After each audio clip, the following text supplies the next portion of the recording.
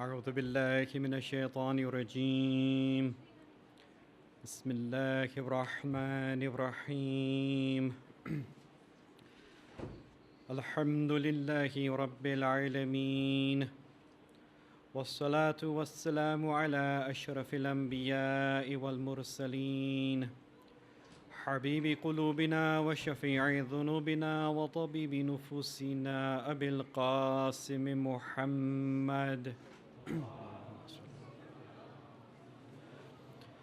وعلى آله الطيبين الطاهرين لا سيما بقية الله المنتظر أرواحنا له الفداء أما بعد فقد قال الله سبحانه وتعالى في كتابه الكريم بسم الله الرحمن الرحيم إنا أنزلناه في ليلة القدر صلوا على محمد وآل محمد.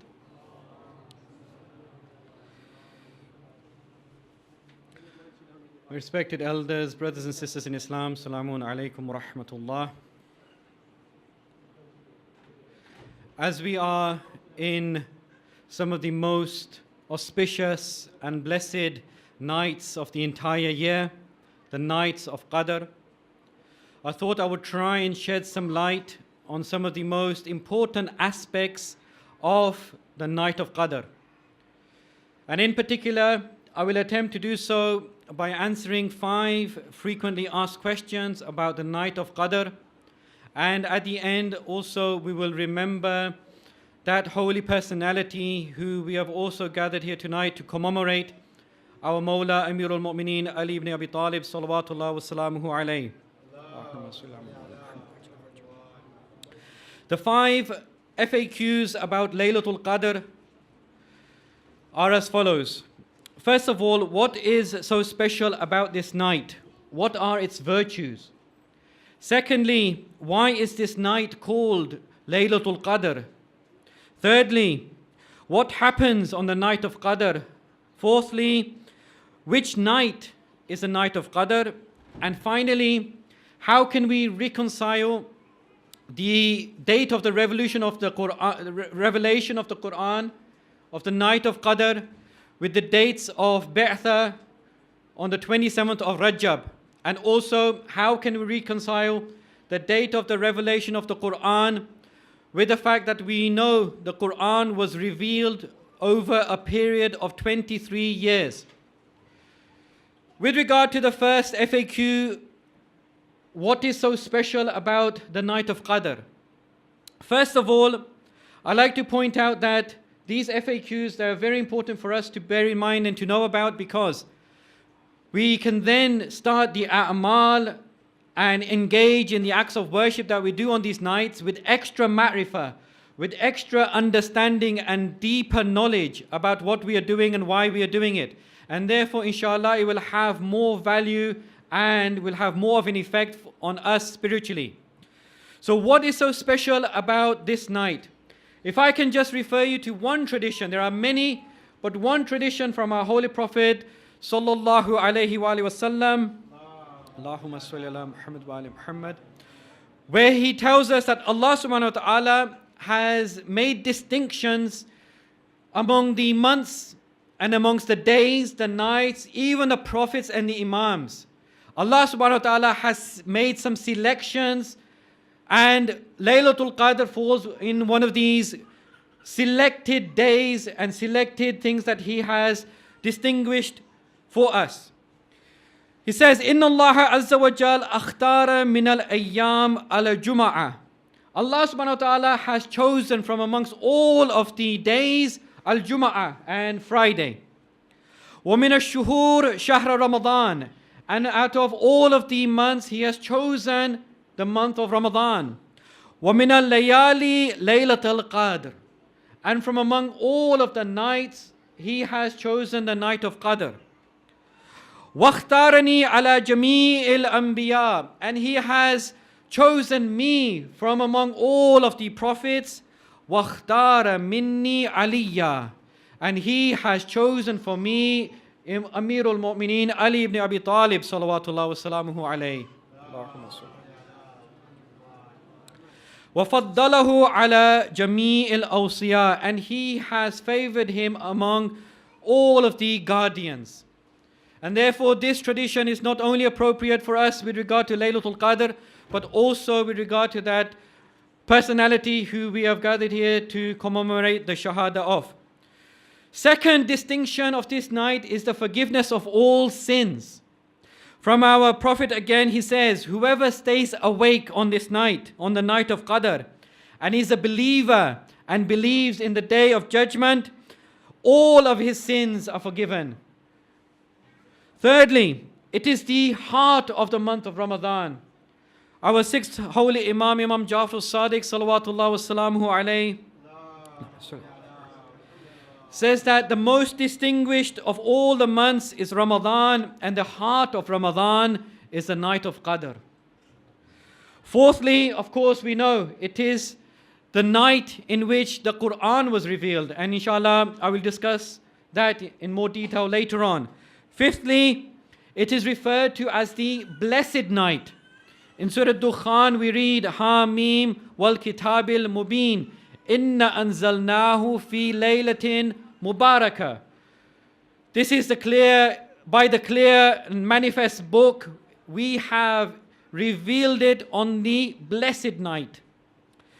Sixthly, a whole chapter of the Quran is named after this night, the Suratul Qadr. And finally, it is better than 1,000 months. Now, what does it mean that this night is better than 1,000 months? Have we considered this question when we read وَمَا أَدْرَاكَ مَا لَيْلَةُ الْقَدْرِ لَيْلَةُ الْقَدْرِ خَيْرٌ مِّنْ أَلْفِ شَهْرٍ? What does that actually mean? From our sixth holy Imam, Imam Jafar Sadiq, salawatullah wassalamuhu alayhi, Allahumma salli ala Muhammad wa ala Muhammad, we can get a very good understanding about this. He says that al-amalu fiha khayrun min al-amali fi alfi shahr laysa fiha laylatul qadr. He says a deed performed on this night is better than if that deed was performed in 1,000 months which did not include in it Laylatul Qadr. So whatever deed we do on the night of Qadr, it is better than doing that deed in 1,000 months which do not have Laylatul Qadr in it. And of course, one thing I'd like to point out is that it is not just the night of Qadr which is so special, my brothers and sisters. Often this is neglected. The fact that the days of Qadr, each day after the 3 nights of Qadr, are equally important, and we should give them equal status and importance. Our sixth holy Imam says, Laylatul Qadr fi kulli sana. Laylatul Qadr exists in every year. Wa yawmuha mithlu laylatiha. And its day is just like its night. Allahu Akbar. So when we think about Qadr, we should not only think about the nights and engage in those acts of worship at night and then do other things which are not so valuable in the daytime, or even sleep the whole of the day. We should bear in mind that the days of Qadr are just like the nights of Qadr. The second frequently asked question is, why is this night called the Night of Qadr?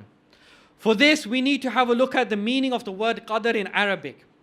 A couple of reasons have been put forward.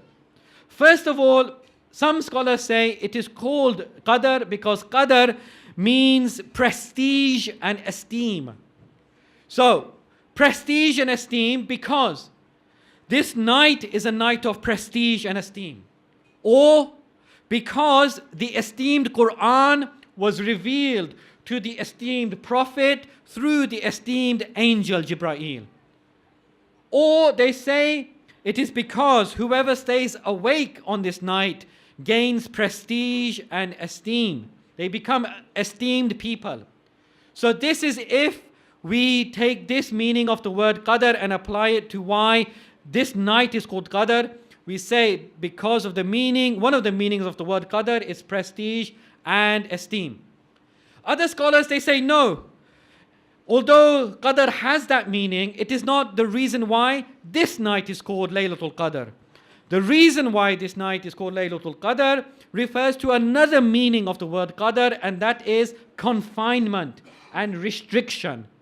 They say it is called the Night of Qadr because on this night so many angels descend from the heavens that it is as if the earth becomes confined and restricted. The space becomes very limited and confined.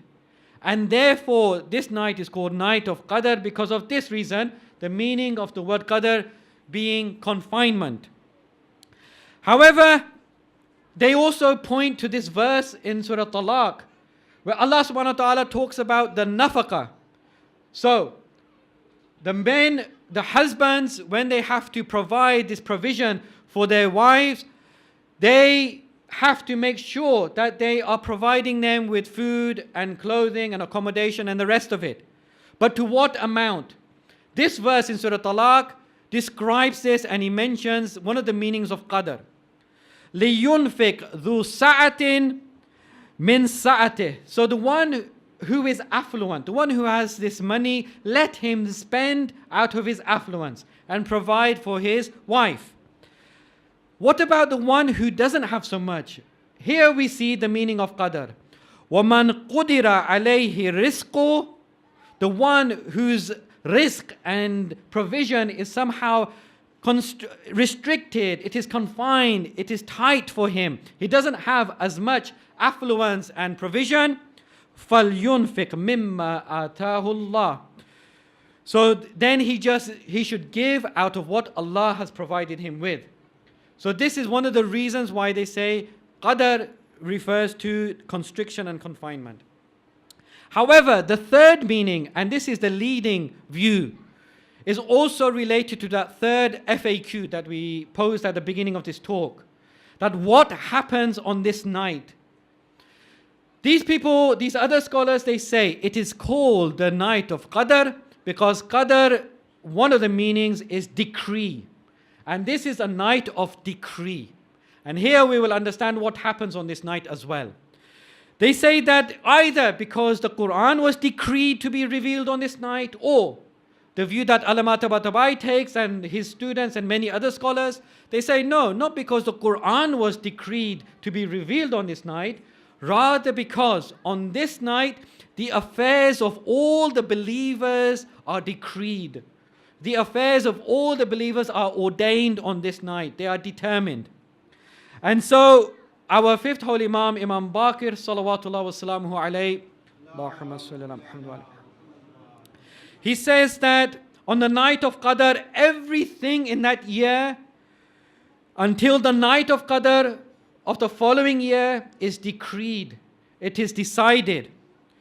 Good and evil, obedience and disobedience, birth and sustenance and death, all of these things are decreed. Therefore, whatever has been decreed for that year is definite and according to the will of Allah subhanahu wa ta'ala. And in other traditions, we are told something else, something very important happens on this night. And that is all of these things that are decreed. تَنَزَّلُ الْمَلَائِكَةُ وَالرُّوحُ فِيهَا بِإِذْنِ رَبِّهِمْ مِنْ كُلِّ أَمْرٍ. All of these, the angels that descend and they are going about this decreeing of all affairs, they tell one special person about these things. And that is the Imam of the age, Ajjalallahu ta'ala farajahu sharif. Allahumma salli ala Muhammad wa ala Muhammad. When this decreeing is happening, the Imam is told about all the affairs that will take place for that year as well. Now, do we have to necessarily therefore choose one of these meanings and say it is either prestige and esteem, or it is either confinement, or it is either decree? No. Many scholars say we don't have to necessarily say it is this one and not that one. We can say all of these views can be united together and they can all be valid. Therefore, this is the answer to the question, why is this night called the Night of Qadr? Sallu ala Muhammad wa ali Muhammad. As for the fourth frequently asked question about Laylatul Qadr, this is the one that, of course, all of us would love to know. which night is the night of Qadr. Now, of course, we do not know for sure, we do not know for 100% certainty that it is this night or that night. However, what we can do is we can reduce the probability of which night it is by looking at certain things, by looking at those things which are definitely known to us. Various views have been put forward as to which night is the most probable to be the night of Qadr. So one view is that it is the first night of Ramadan. Another view is that it is the 19th night. Another view is 21st of Ramadan. Yet another 23rd. And some say it is the 27th night of Ramadan. Let's have a look at what we know for sure and gradually reduce the possibilities. First of all, we know that it is definitely in the month of Ramadan. Allah subhanahu wa ta'ala in Surah Baqarah tells us, Shahru Ramadan, alladhi unzila fihi al-Qur'an, hudan lin-nasi wa bayyinatin min al-huda wal-furqan. The month of Ramadan in which the Qur'an was revealed. It is a guidance for mankind, it is this clear proofs, and it is this criterion. So, at least we can narrow it down to 1 month out of 12 months. That the night of Qadr is in the month of Ramadan. Can we narrow it down further still? Yes, we can. We can say that it is probable that it's in the last 10 days of Ramadan. What is our proof for this? Our proof for this is that our Holy Prophet Rasulullah sallallahu alaihi wasallam used to stay up on all of the last 10 nights of Ramadan, and he would engage very heavily in worship. This is one reason that they have put forward, that is in the last 10 nights of Ramadan. However, we also have many traditions. Now, I would just like to run through these quite quickly.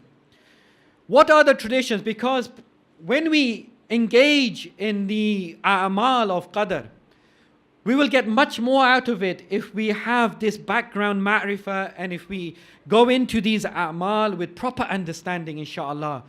A lot of the time we've heard things like, yes, most probably it's on the 23rd night. But let's try and get some proofs for ourselves, and also if we have to discuss with other groups who might not hold the same opinion as us. So a tradition from our fifth holy Imam says that when he was asked about this verse in Surah Dukhan, Hamim wal kitab al mubin inna anzalnahu fi laylatin mubarakah.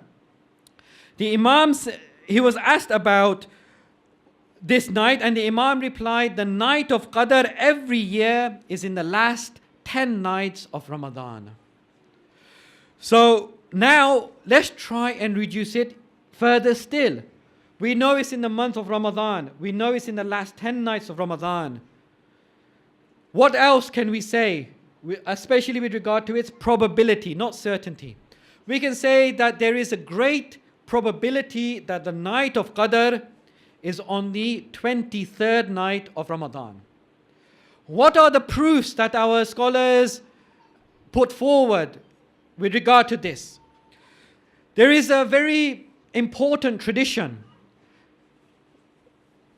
narrated with regard to somebody called Abdul Rahman ibn Unais al-Ansari, also known as al-Juhanni. Many of you might have heard of Hadith al-Juhanni, or if you see in the books, they call it the night of Juhanni even. This concerns this person who came to the Holy Prophet and he said to him, I have many camels and I have many sheep and I have many people who work for me.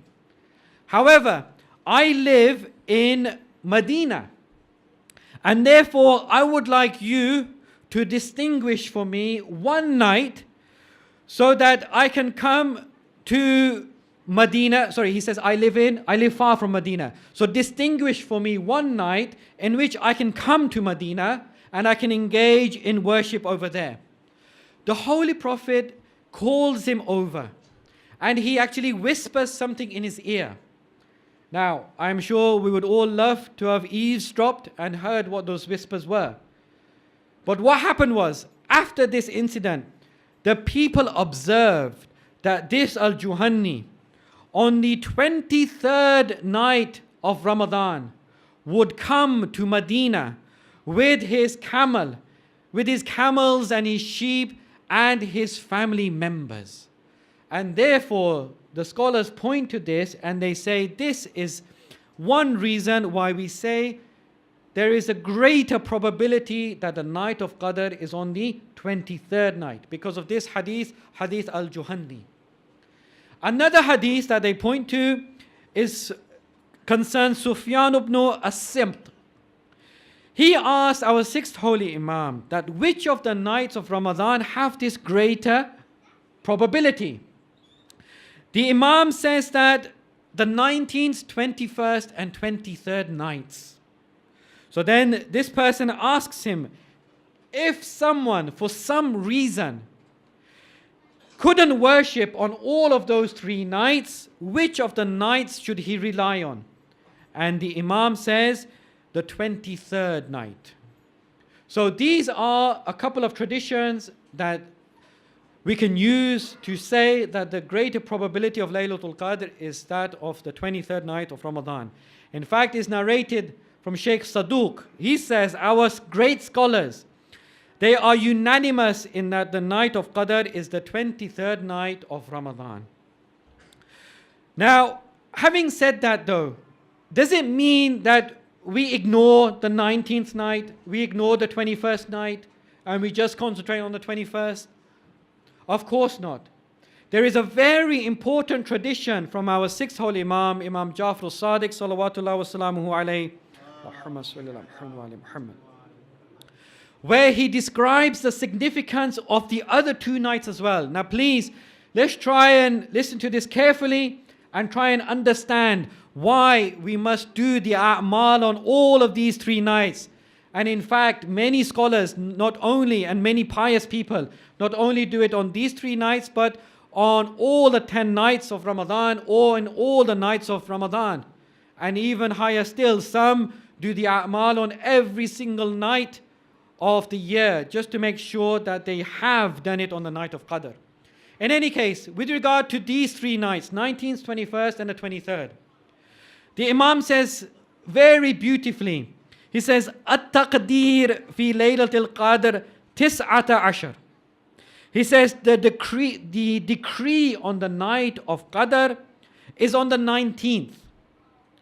Okay, so the decree, the taqdeer is on the 19th. Wal Ibram fi Laylati ihda wa ishrin. And the confirmation is on the 21st night. Wal Imda fi Laylati thalathin wa ishrin.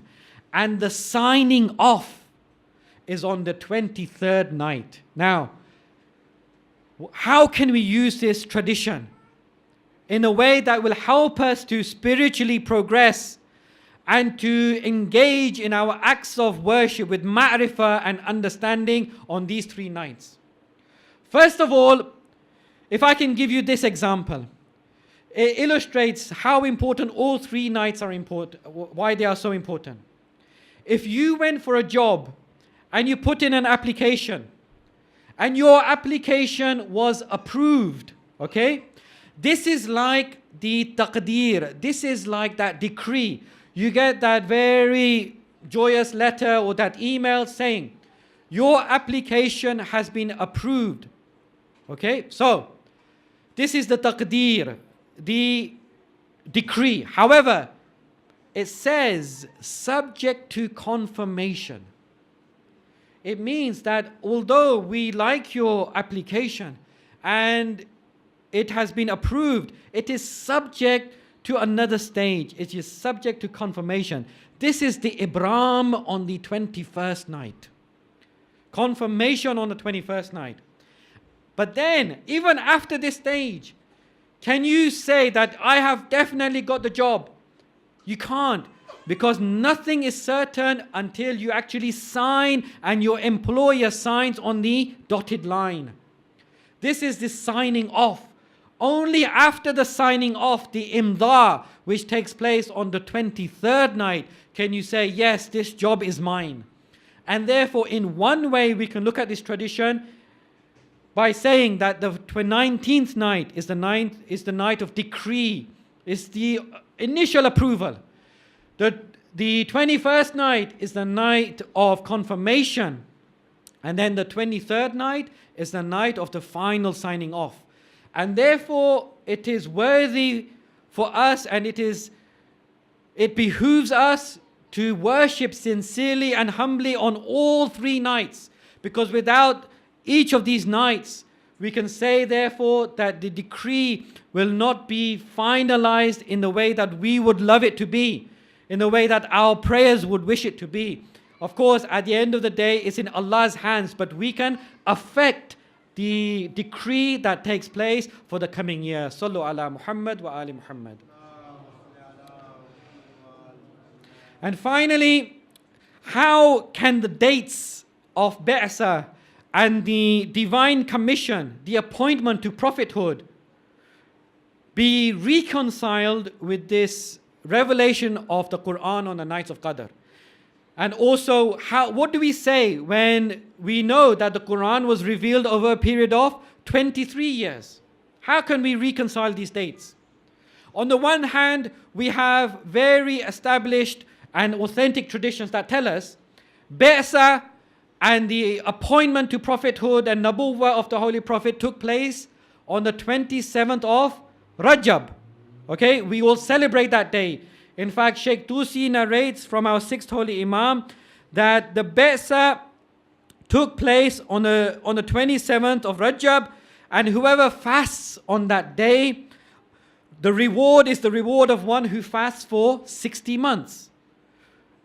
We know also that Ba'sa happened, it took place with the revelation of which verses? With the first 5 verses of Surah Alaq. Ikra bismi rabbika alladhi khalaq.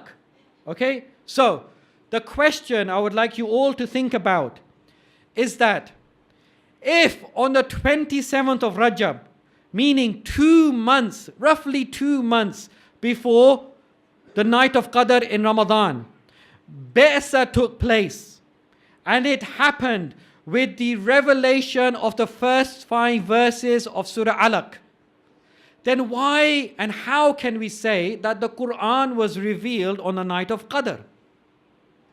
We say the Quran was revealed on the night of Qadr. On the other hand, we say 2 months before that, verses were revealed to the Prophet, Ikra bismi rabbika alladhi khalaq, and it gave him the good news that he was appointed to the high station of prophethood. So, doesn't it mean that the Quran was revealed on the 27th of Rajab?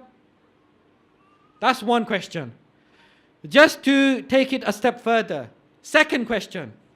Why do we say the Quran was revealed on the night of Qadr, when we know for a fact that verses of the Quran were revealed over a period of 23 years?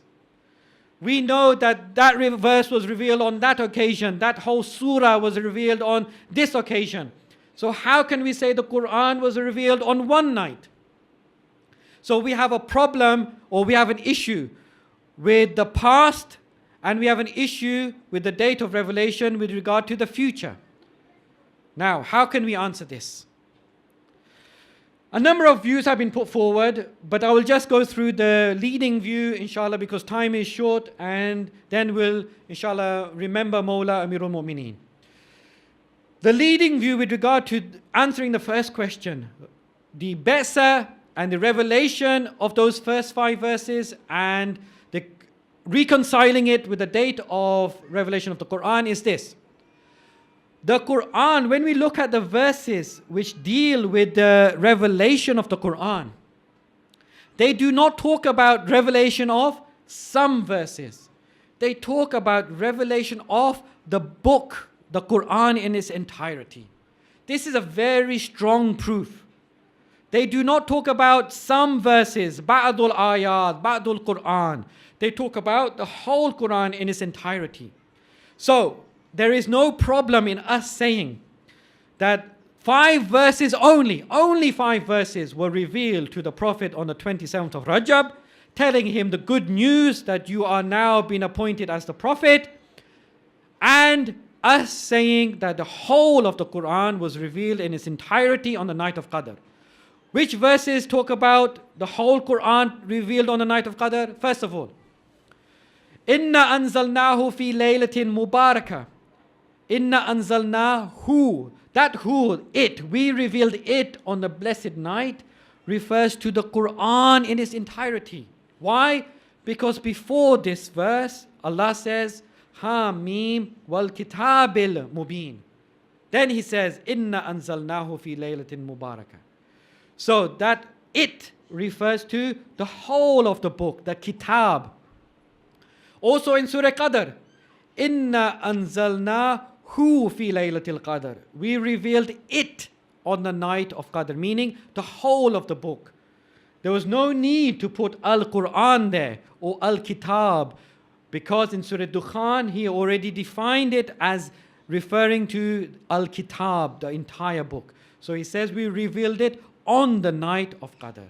This is a very strong proof that we have to say there is no discrepancy between the two dates.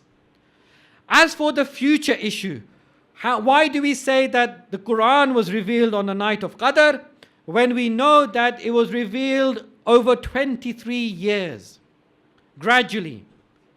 The answer is because the Quran had two types of revelation, not just one. It had an instantaneous revelation, a revelation all at once, which took place on the night of Qadr upon the heart of the Prophet. That was the whole Quran all at once. But then it had a second revelation gradually over the course of 23 years. So inshallah, this clarifies this frequently asked question about reconciling these two dates. Now, Allahumma salli ala Muhammad wa ali Muhammad wa ajil farajahum. Let's now spend the last few moments remembering the tragic events of these nights, inshallah. Now, we have spoken a lot about the descent of the Quran and the revelation of the Quran. But my brothers and sisters, on these nights, we also remember an ascent of the Quran to Allah subhanahu wa ta'ala. This Quran I'm referring to, of course, is not the written Quran. It's not the physical Quran that we read all the time. It is Al-Quranun Natiq, the speaking Quran, the living Quran, the embodiment of the Quran's teachings. And on these nights, we also remember our Mawla Amirul Mu'mineen salawatullah wa salamuhu alayhi. For it is narrated that indeed he was the speaking Quran. He says in the Nahjul Balagha, ذَلِكَ الْقُرْآنِ, that is the book. فَاسْتَنْتِقُوهُ, and seek that it speaks to you. Seek that it speaks to you. وَلَنْ يَنْتِقْ, however, it will never speak to you. And then he says, وَلَكِنْ أُخْبِرُكُمْ عَنْ, I will inform you of its teachings. He was the Qur'anun Natiq, the speaking embodiment of the Quran. Assalamu alayka ya Amir al-Mu'mineen. Assalamu alayka ya Sayyid al-Wasiyyin. Many reports narrate that Amir al-Mu'mineen actually knew that this would be his last Ramadan. And therefore, his behavior on these nights were very different to how his behavior was on other nights and in other Ramadans of his life. Reports indicate that not only did he know that this would be his last Ramadan, but also that he knew who his killer would be. And therefore, he says, with regard to the accursed Abdurrahman ibn Muljim al-Muradi, he says that I want his friendship, but he wants my death. It is narrated that when Ramadan began, Mawla's behavior was quite different. He will spend one night with Imam Hassan. He will spend one night with Imam Hussein. He will spend one night with the Holy Lady Zainab. And he would only eat 3 mouthfuls of food at the time of iftar. And when he was asked, "Oh, Imam Ali, why do you eat so less?" He said, "I would rather I meet my master on an empty stomach when the command comes." He knew that this would be his last Ramadan, and therefore it is clear that he would spend his final moments with his beloved ones and in worship. On the last night, he was with Kulthum. When he was with her, he says to her, "Oh, my dear daughter, little time is left for me to be with you." She asks him, "Why? Oh, father, why do you say such things?" He says, "Because I have seen the Apostle of Allah, may God bless him and his family, in my sleep. He was rubbing the dust from my face and he was saying, 'Oh Ali, do not be concerned, for you have accomplished what you had to do.'" Imam Ali, it is narrated, he spent the night awake and he frequently went out and looked up to the sky.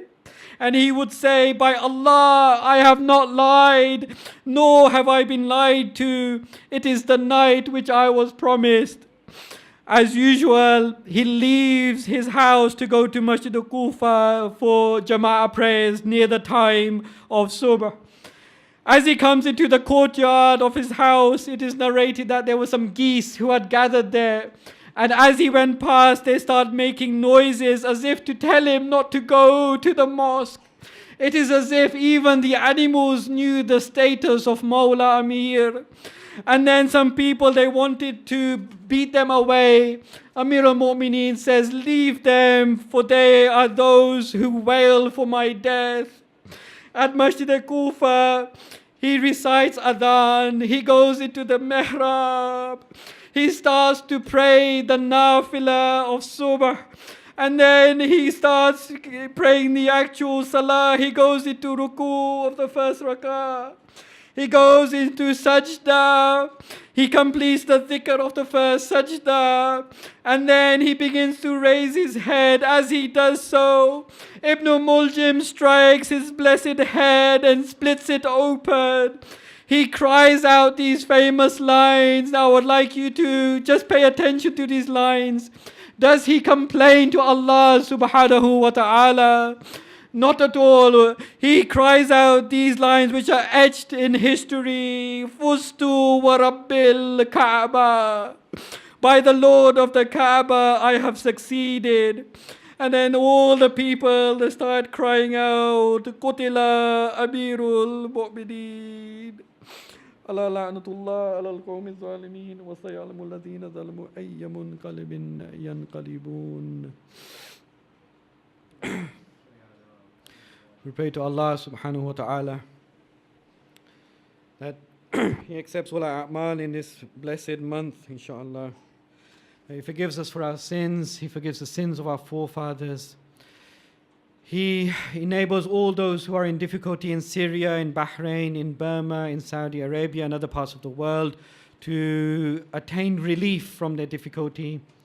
He enables us to make the most of these blessed nights and to rise spiritually. And inshaAllah that He hastens the appearance of our holy Imam. Wassalamu alaikum wa rahmatullahi wa barakatuh.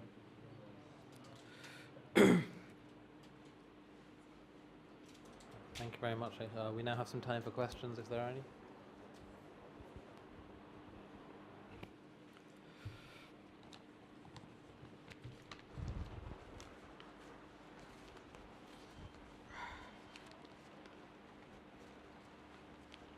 Assalamu alaikum.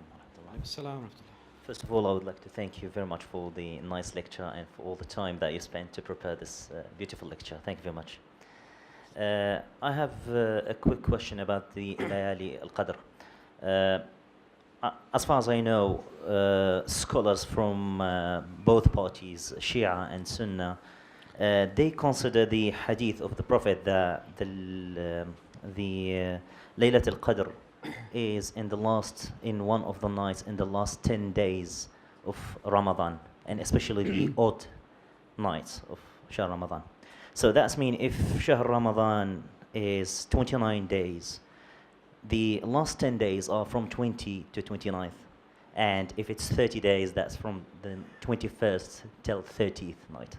So I can't understand how the night of the 19th of Ramadan can be considered as Laylatul Qadr, because it's not in the last 10 days, the last 10 days of Shahr Ramadan. If you can please just explain this point for us. Thank you very much. Okay.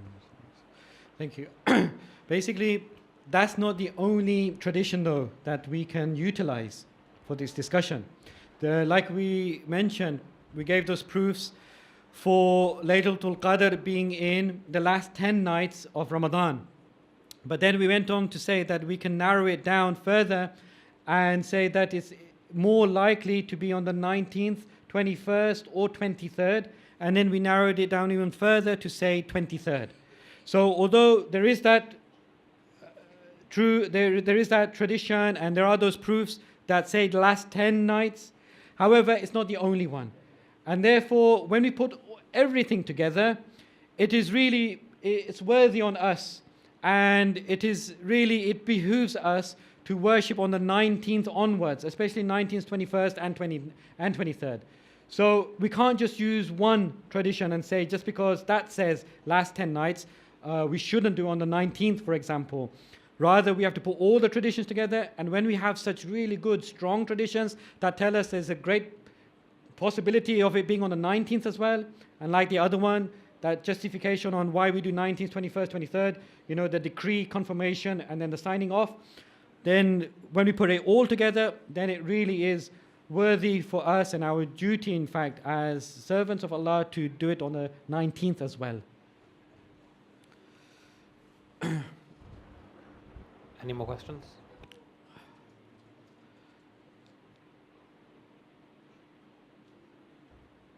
Thank you, Sheikh. Now you gave an example of to explain the meaning of Qadr. You gave the example of the service contract and then signing and then finalizing it. And I was trying to concentrate on that definition or explanation, and then I forgot what the Imam said. Can you reiterate, please, what the Imam said about the Qadr, the meaning of Qadr, what it means? So because why I'm asking, as far as Allah is concerned, everything is predetermined. Okay, from day one to end, He knows, and how we will plead to Him or whatever. It's for us that from time to time, when we ask His forgiveness or plead, He releases from His bank of storage as to how much to give to. But as far as He is concerned, it's all predetermined. So from the Imam's point, can you please reiterate? Thank you. Yeah. There are two things. There's one, why is it called Qadr? This is one of the FAQs about the Night of Qadr. Why is it called Qadr? Especially bearing in mind, people often use different translations. I'm sure you've all seen in Qur'ans or whatever, different translations of the word Qadr. Night of power, you must have seen. The night of destiny, night of decree, night of ordinance. So one of the questions is, why is it called Qadr? And, what is the correct translation of it? That's one thing. So with regard to the word Qadr, there were three main opinions: prestige and esteem, confinement, and decree. Right? So that was with regard to the meaning of the word Qadr. As for this tradition and the example I gave, of course, it's only an example. That was basically to show that although there is a greater possibility of Qadr being, the night of Qadr being on the 23rd, our sixth Holy Imam, when he says that tradition, it's just to tell us that we should not ignore the other two as well. It doesn't mean 19th and 21st are not important. They are important. Why? Because the 19th is the night of decree, 21st is the night of confirmation, and the 23rd is the night of signing off. So that's how I use that tradition, to show that 19th is also very important, 21st is also very important, and we have the ability to affect our future in this coming year by making sure that we are engaging. First of all, we are staying awake, inshallah, and engaging in the a'mal that are prescribed and other a'mal that we are recommended to do, the istighfar, recitation of the Quran, sadaqah, to do all of these things. Why? Because at that time, this is when our fate is being decreed for the future, for the next year at least. And therefore, surely we should not be in a state of doing frivolous things or unmindfulness or something else which is not so important. Sorry, Sheikh, but the explanation and the example you gave, it is the interpretation, I think, of the definition of Qadr. What you have explained now doesn't bring out the actual explanation of the definition by the Imam. Obviously, there must have been some discussion going on at that time as to you are trying to give an explanation and an example. So he must have also had some kind of explanation which doesn't come out from the way you have explained. Whether I am misunderstanding or I don't know. Okay. I mean, that tradition, all I can say is that it's basically is telling us that all 3 nights have an effect. They all play a role. It is not that only one night or the 23rd night is the be-all and end-all. Rather, all 3 nights have a role to play, and therefore, just like somebody, not being able to say, this is my job, I've got it finally, we hear all the time, especially in these days of the Olympics, I've nailed it, right? They can't say that, I've nailed this job, until that application was approved, it was confirmed, and then there was a sign-off. In the same way, that decree will not be nailed, will not be stamped with the seal, final seal, until it's gone through those stages. And therefore, we have the opportunity to affect each of those 3 stages through our ibadah. Inshallah. Any more questions?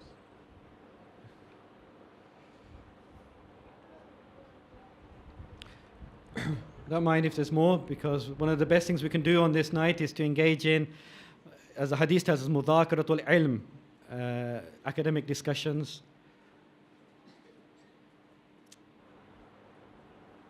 But of course, it's in your hands. Anyone else? Okay, I think we'll end there. Thank you very much. Salawat.